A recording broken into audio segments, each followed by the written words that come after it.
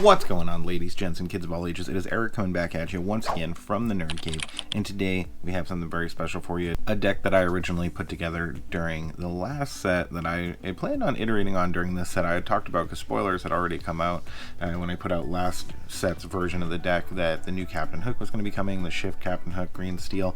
Super good. I think that card's fantastic, and I wanted to build something around it, so I wanted to do another version of green steel pirates, a deck list that actually did pretty well, going undefeated in some tournaments for us last set. So it's definitely not a deck list that you should sleep on, so stick around. If you think pirates can't be effective, it definitely can be.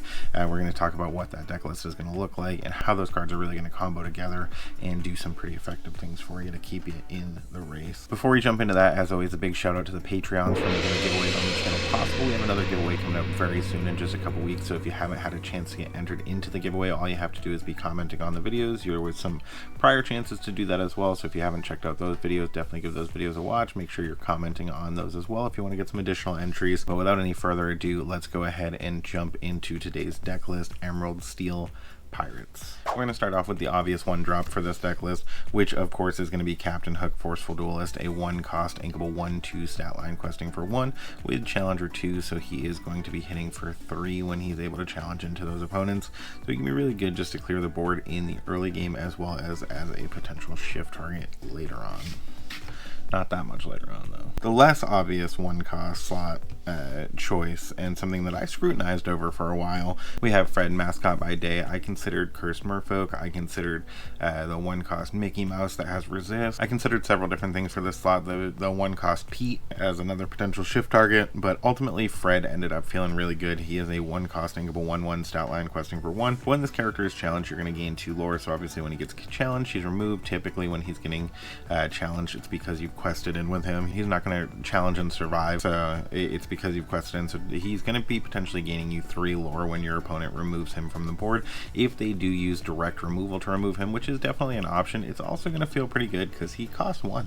So any direct removal they use is probably going to cost more than that. They generally aren't going to be playing Fire the Cannons, but some people might be. We tend to do that with our deck list. I think Fire the Cannon is very good in the current meta. But Fred's super good to gain you some early lore, really put the pressure on your opponent. So those are the characters for the 1-cost slot. We do have quite a few 1-cost cards in this deck, including the next card, which is going to be for Fire the Cannons, a 1-cost uninkable action that's going to just let you deal 2 damage straight up to a character, great against those opposing Rhinos, Cinderellas, all of those purple 1-drop characters. It's great against some of those other characters that are going to come down a little bit later. It's great to clear out a Smee that's quested once and taking 1 damage, especially when they think they're going to take advantage of it with something like Rapunzel. So Fire the Cannon is a very versatile card, takes out those Maui Sharks when they've taken damage, when they've challenged into something.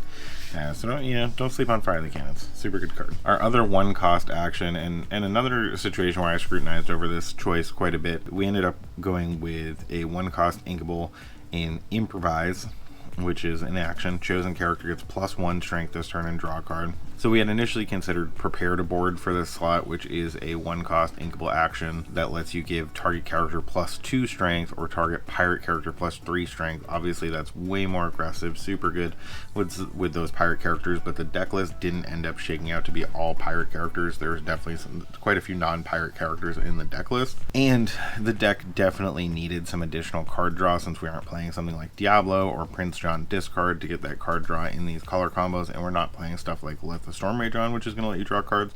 So we really need to focus on having alternative ways to draw cards. Improvise is a great way to do that while still giving character plus additional strength. Not to mention, you can target opposing characters with this. It's chosen character gets +1 strength. It doesn't have to be a character you control. So if your opponent has a character with Vanish, even those big 4/6 Iagos, you can target them with Improvise and go ahead and banish them because they have been targeted by an action, which makes Improvise very versatile even into the late game. There's quite a few Vanish characters running around out there. Moving over to talk about some locations. First up, we have 4 Deville Manor, Cruella's Estate, a 1-cost inkable 1 to move in, which you're never going to do because there's no benefit to do it. A 4 willpower, so it does get banished by quite a few things, but you obviously want to put it down when it's favorable to you, and when it's not, you ink it. And it's going to gain you 1 passive lore at the beginning of each turn, so particularly if you're playing into something like Ruby Sapphire, where they're not going to be super aggressive to the board right away.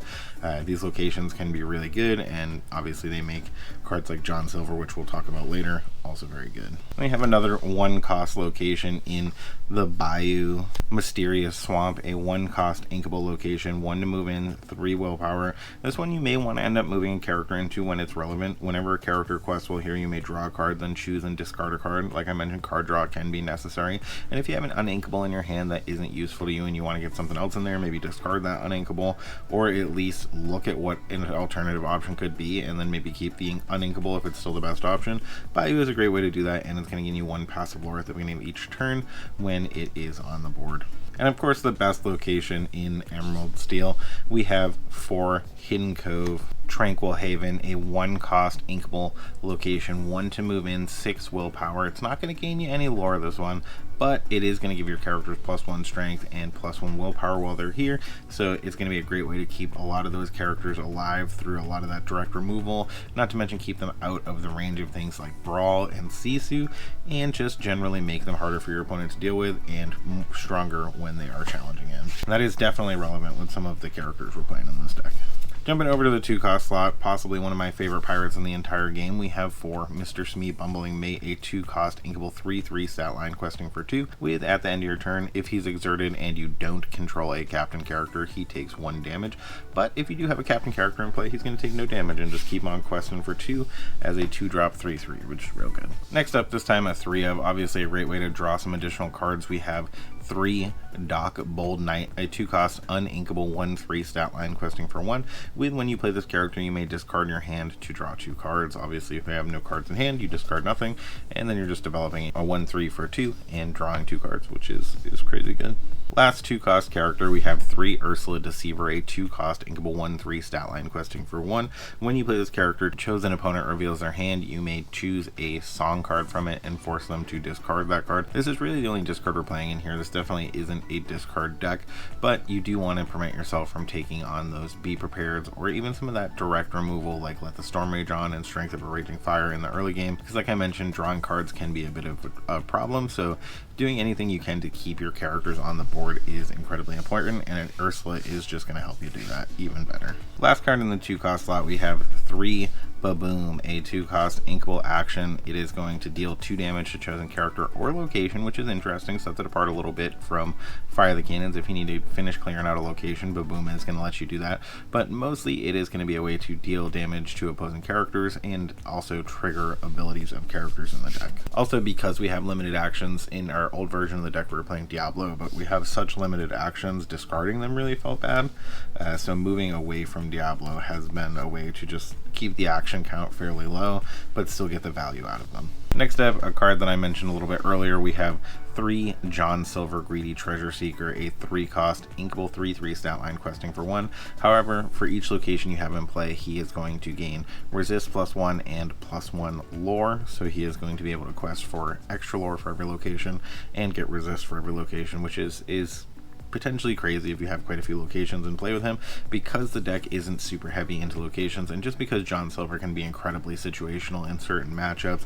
We are on 3 of them as opposed to being on 4, but a card that I think is super good in the right match. On the other side of the coin with this deck, with the actions that we're playing, we have 3 Mr. Smee Efficient Captain, a 3-cost uninkable 3/3 stat line questing for 1, and whenever you play an action that isn't a song, so as you may have noticed, the 11 actions we're playing in the deck are not songs, but whenever you play an action that is not a song, you may ready chosen pirate character. This is one of those few instances where it says you may ready chosen character, and it doesn't say they cannot quest this turn, so you can ready that John Silver Greedy Treasure Seeker multiple times and quest with him as many times as you can get him readied, which can be pretty crazy, not to mention potentially taking additional challenges with some of the other shenanigans we have going on in the deck, but we'll continue to talk about that and how that plays out as we go forward. Next up, we have 4 Pete Games Referee, a 3-cost inkable 3/3 stat line questing for 1. You know him, you love him. When he comes into play, your opponent is not going to be able to play actions until the beginning of your next turn, so effectively until the start of their next turn, because they can't play actions during your turn. This isn't Magic, so Pete is going to be very, very good at stalling out those Be Prepareds and those other other actions that your opponent may want to use to get your characters off the board as opposed to challenging. Our one and only 4-cost card, we have 4 Daisy Duck Pirate Captain, a 4-cost inkable 3/3 stat line questing for 2.